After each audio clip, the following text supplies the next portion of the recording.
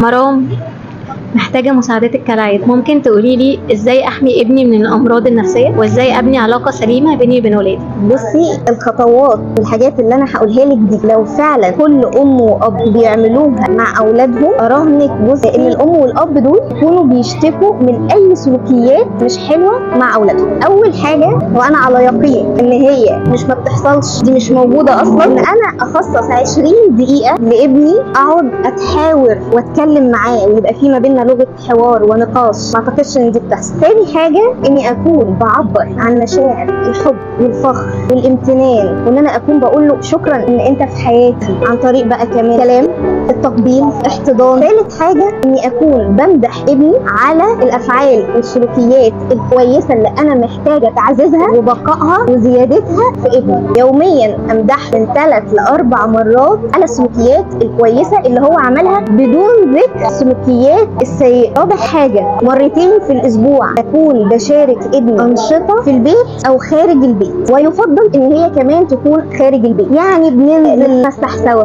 نتمشى سوا، نجري على البحر سوا، اي حاجه. ما اعتقدش ان ده موجود.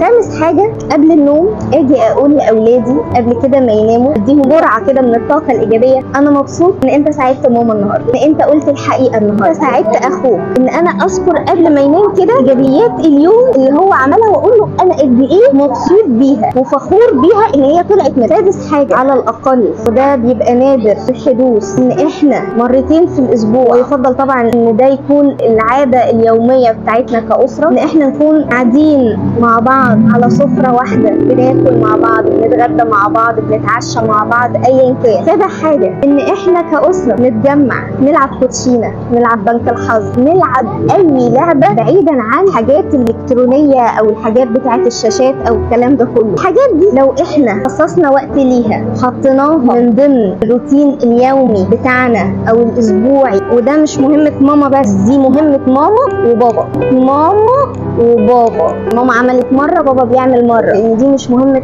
الام بس ولا مهمه الاب بس، دي مهمه ماما وبابا مع بعض. صدقيني لو عملنا الحاجات دي وواظبنا عليها مع اطفالنا، يستحيل ابنك يطلع معقد نفسيا، او ابنك يطلع عنده مشاكل سلوكيه، او ابنك يطلع عنده اضطراب، او يطلع عنده خوف او عدم امان، او يبقى عنيف، الفاظه مش حلوه. اي مشكله بين المشاكل اللي ممكن اي حد يواجهها ويشتكي منها، احنا الحل في ايدينا. بس الفكره ان احنا بنتحجج بالوقت اللي مش فاضي، وانا عارفه ان مشاغل الحياه كتير وضغوطات الحياه علينا كتير، بس لو احنا مش هندي لاولادنا ده علشان يطلعوا اسوياء نفسيا، يبقى بجد احنا ظلمناهم ان احنا جبناهم.